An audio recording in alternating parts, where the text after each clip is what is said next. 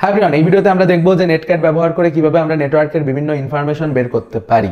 নেটক্যাট হলো কালি লিনাক্সের একটি টুল যেটা ব্যবহার করে আমরা কিন্তু নেটওয়ার্কে বিদ্যমান বিভিন্ন ধরনের ইনফরমেশন বের করতে পারি এবং ইনফরমেশনগুলো কাজে লাগিয়ে পেনিট্রেশন টেস্টিং এর ক্ষেত্রে পরবর্তীতে বিভিন্ন কাজ করা যায়। তো চলুন আমরা কম্পিউটার স্ক্রিনে গিয়ে এই টুলটা সম্পর্কে আরো বিস্তারিত জানি। যখন প্রশ্ন আসে নেটওয়ার্ক সিকিউরিটি নিয়ে তখন এনম্যাপ টুল অনেক বেশি পপুলার, কিন্তু এনম্যাপের থেকেও অ্যাডভান্স একটি টুল আছে, সেটির নাম হলো নেটক্যাট। এই টুলটি ব্যবহার করে আমরা নেটওয়ার্কের সাথে কানেক্টেড অন্যান্য ডিভাইসের সাথে ঠিক যেমন কমিউনিকেট করতে পারি, তার পাশাপাশি আমরা চাইলে ওই ডিভাইসটায় অ্যাক্সেস গেইনও করতে পারি। তো কালি লিনাক্সে আমরা কিন্তু নেটক্যাট টুলটি বাই ডিফল্ট ইনস্টল পেয়ে যাব, যেমনটা আপনারা এই জায়গায় দেখতে পাচ্ছেন। তো এটা হলো নেটক্যাট টুল, আর নেটক্যাট টুল -h এই কমান্ডটি রান করলে কিন্তু নেটক্যাটের হেল্প চলে আসে। তো এখানে আমরা আসলে দেখতে পারবো বেসিক কিছু কমান্ড ইউজ করার নিয়ম। আসলে আমরা কিভাবে কমান্ডগুলো ইউজ করতে পারি এখান থেকে আমরা সেটাই জানতে পারবো। তো এখন আমরা নেটক্যাট টুলের কিছু প্র্যাকটিক্যাল ইউজেস দেখবো। তো যেমনটা আপনারা এখানে দেখতে পাচ্ছেন, আমি কমান্ড লিখছি NC এবং তারপর -W2। W হলো টাইম আউট সেট করার জন্য, আর তারপর -V ভার্বস আউটপুট পাওয়ার জন্য। আর এখানে আমি লিখছি একটি ওয়েব ইউআরএল যেটা হলো technicalbangla.com, এবং তারপর কোন রেঞ্জ থেকে কোন রেঞ্জের পোর্ট সম্পর্কে ইনফরমেশন বের করবে সেটা। তো এটা লিখে যখন আমি ইন্টার প্রেস করব, তো এখন কিন্তু আসলে এ 1000 থেকে শুরু করবে, এক এক করে নিচে নামবে এবং চেক করবে যে কোন পোর্ট ওপেন আছে আর কোনটার থ্রু আমরা আসলে কানেকশন পেতে পারি। আর এখানে কিন্তু আমরা দেখতে পাচ্ছি যে কোন কোন পোর্টের নাম কি, আর সেটার আসলে কানেকশন টাইম আউট দেখাচ্ছে, তার মানে ওইগুলো অ্যাভেলেবেল নেই। তো এখানে এভাবে কিন্তু আমরা টোটালি একটা নেটওয়ার্ক বলেন, একটি ওয়েব অ্যাড্রেস বলেন, কিংবা কোনো আইপি অ্যাড্রেস বলেন, সেটার ইনফরমেশন বের করতে পারি। আর হ্যাঁ, আমরা কিন্তু ifconfig এই কমান্ডটি যদি লিখি তাহলে আমাদের আইপি অ্যাড্রেস পেয়ে যাব। তো আমরা কিন্তু আমাদের এই সিস্টেমেও কোন কোন পোর্ট ওপেন আছে, তাছাড়া আমাদের যে ইথারনেট কানেকশন এটাতে কোন কোন পোর্ট ওপেন আছে, এর ইনফরমেশনগুলো বের করতে পারি। তাছাড়া আপনি যদি ওয়াইফাই এর সাথে কানেক্টেড থাকেন, তো সেক্ষেত্রে আপনারা কিন্তু আপনাদের রাউটারেরও গেটওয়ে অ্যাড্রেস পেয়ে যাবেন। তো ওটা ব্যবহার করেও কিন্তু অনেক ইনফরমেশন বের করা যায়। তো অ্যাজ লাইক যেমনটা আমরা জানি, আমরা যদি হোস্ট এবং তারপর কোনো ওয়েব অ্যাড্রেসের নাম লিখি তখন কিন্তু সেটার হোস্ট অ্যাড্রেস সম্পর্কে জানতে পারবো। এখানে আমরা সেই ওয়েব সার্ভারটির IPv6 এর অ্যাড্রেস পেয়ে যাব এবং এর পাশাপাশি IPv4 এরও অ্যাড্রেস পেয়ে যাব। তো তার পাশাপাশি এখানে আপনারা দেখতে পাচ্ছেন সেটার ইমেলের ইনফরমেশনও পাওয়া যায়। অ্যাজ লাইক এর আগে যেমনটা আমরা কোনো ওয়েবসাইটের সম্পর্কে আরো বেশি ইনফরমেশন বের করার জন্য যে কমান্ডটি ইউজ করতাম সেটা হলো হুইজ। এই কোয়ারিটা ব্যবহার করে আমরা কিন্তু একটা ওয়েবসাইটের ওনারের সম্পর্কে A to Z total information বের করতে পারতাম, এবং তার ঠিকানা, নাম, ইনফরমেশন A to Z সব ইনফরমেশন কিন্তু এখানে অ্যাভেলেবেল পাওয়া যায়।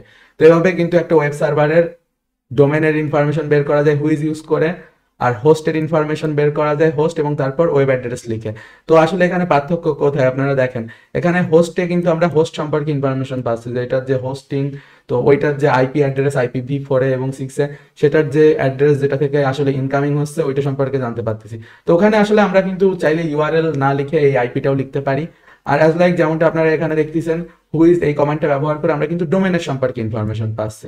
তো একটা ওয়েবসাইটের ঠিক এই ডোমেন জিনিসটা যা, এই আইপি অ্যাড্রেস জিনিসটাও তাই।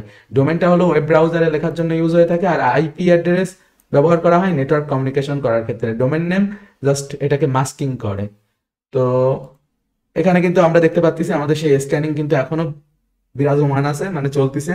তো এইভাবে কিন্তু আমরা একটা ওয়েব সার্ভারের ইনফরমেশন, নেটওয়ার্কের ইনফরমেশন, তাছাড়া কোনো রাউটারের সাথে কানেক্টেড বিভিন্ন পোর্টের ইনফরমেশন স্ক্যানিং করে বের করতে পারি। যেমনটা আপনারা জানেন যে ইউটিউব এবং ফেসবুকে কমিউনিটি গাইডলাইনের কারণে আমরা চাইলে পেনিট্রেশন টেস্টিং এর প্র্যাকটিক্যাল ভিডিও আপলোড করতে পারি না। তো এই জন্য আপনি যদি আরো অ্যাডভান্স পেনিট্রেশন টেস্টিং শিখতে চান, ইথিক্যাল হ্যাকিং শিখতে চান, তাহলে technicalbangla.com ওয়েবসাইটে ভিজিট করুন। আমাদের ওয়েবসাইটের সকল কোর্সগুলিতে আপনি প্রফেশনাল ইথিক্যাল হ্যাকিং এর বাংলা টিউটোরিয়াল পাবেন, এবং প্রত্যেকটি কোর্সে আপনি ভিডিও পাবেন। আমাদের ওয়েবসাইটে ভিজিট করলে আপনি কারিকুলাম দেখতে পারবেন, কোন কোর্সে কি কি ভিডিও রয়েছে এবং এর পাশাপাশি কোন ভিডিওর ডিউরেশন কতটুকু, তাছাড়া কোর্সের স্টুডেন্ট রিভিউ কেমন। আমাদের ওয়েবসাইটের মাধ্যমে আপনি টারমাক্স, কালি লিনাক্স এবং তাছাড়া লিনাক্সের বিভিন্ন টুলসগুলো ব্যবহার করে প্রফেশনাল ইথিক্যাল হ্যাকিং শিখতে পারবেন। আমাদের কোর্সগুলির সাথে আপনি লাইভ সাপোর্ট পাবেন, যে কোনো সময় কোর্সের ভিডিও দেখে কোনো কিছু না বুঝলে সরাসরি আমার থেকে সাপোর্ট নিতে পারবেন।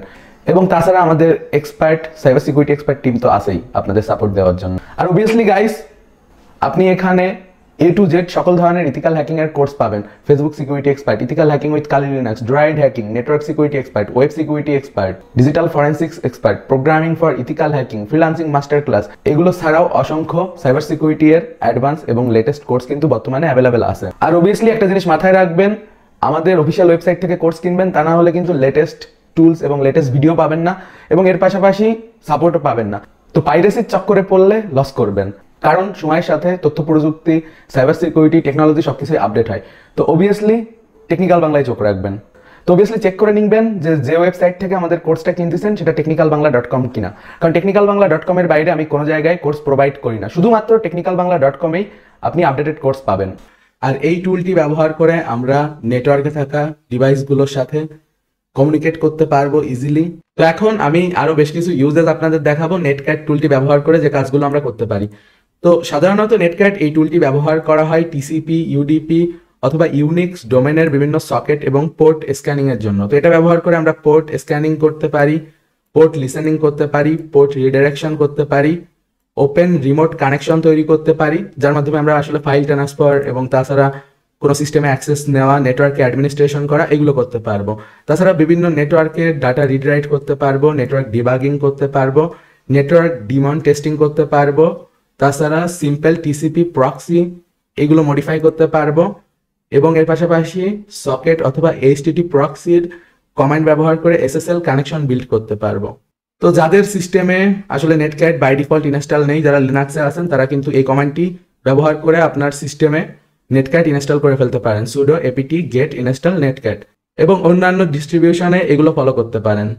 তো নেটক্যাট টুলটি ব্যবহার করার জন্য আমাদের কিন্তু বেশ কিছু কমান্ড ফলো করতে হয়।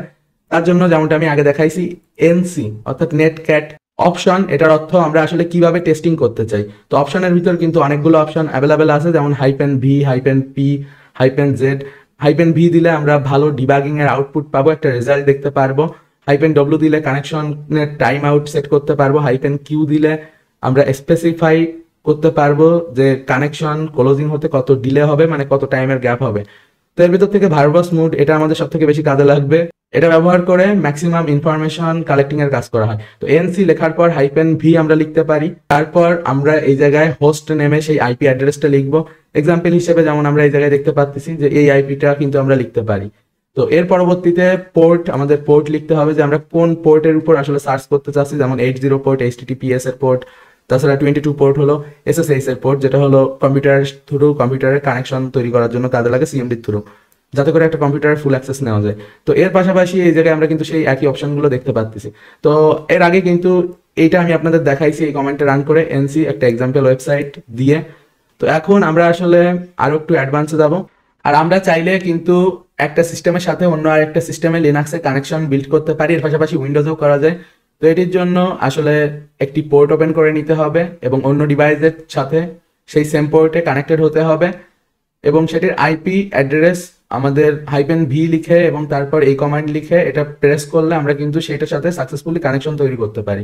এটা ব্যবহার করে একজন আরেকজনের সাথে সেম নেটওয়ার্কে থেকে চ্যাট করা সম্ভব। তাছাড়া এই নেটক্যাট টুলটি ব্যবহার করে আমরা কিন্তু ম্যাকেও সেম ভাবে কানেকশন বিল্ড করতে পারি। আর গাইস, তাছাড়া নেটক্যাট এই টুলটি ব্যবহার করে আমরা কিন্তু একটা ডিভাইসের সাথে অন্য একটা ডিভাইসের ফাইল ট্রান্সফারও করতে পারি, ঠিক যেমনটা আপনারা এই জায়গায় দেখতে পাচ্ছেন যে ফাইল কিভাবে ট্রান্সফারের কাজ করা যায়।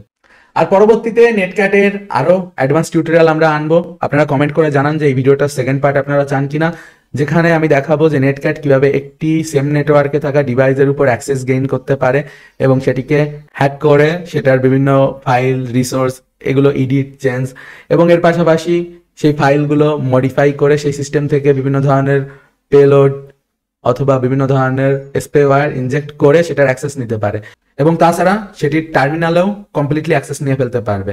উইন্ডোজ মেশিন কিংবা ধরেন লিনাক্স যে কোনো সিস্টেমেই অ্যাক্সেস গেইন করে সেটার বিভিন্ন ফাইল, রিসোর্স এগুলো কালেক্ট করা যায়। তো এই টুলটি আসলে নেটওয়ার্ক অ্যাডমিনিস্ট্রেশনের জন্য ব্যবহার করা হয়, মেন কাজ কিন্তু ওইটা। আর সাইবার সিকিউরিটিতে এটা ব্যবহার করে বিভিন্ন বাজে কাজও করা যায়, আবার অনেক ভালো কাজও করা যায়। বাট আমি আপনাদের বলবো বাজে কাজ থেকে বিরত থাকেন, কারণ ওইটা করে দিন শেষে কোনো লাভ পাবেন না। প্র্যাকটিস করেন, শেখেন ভালোভাবে, তাহলেই কিছু করতে পারবেন। অযথা আপনি যদি এগুলো লোকের ক্ষতির জন্য ইউজ করেন, তখন কিন্তু বিপদে পড়বেন। আর আমি সেটা কখনোই সমর্থন করি না, কারণ এখানে আমি কোনো ক্রিমিনাল বানানোর ট্রেনিং দিচ্ছি না।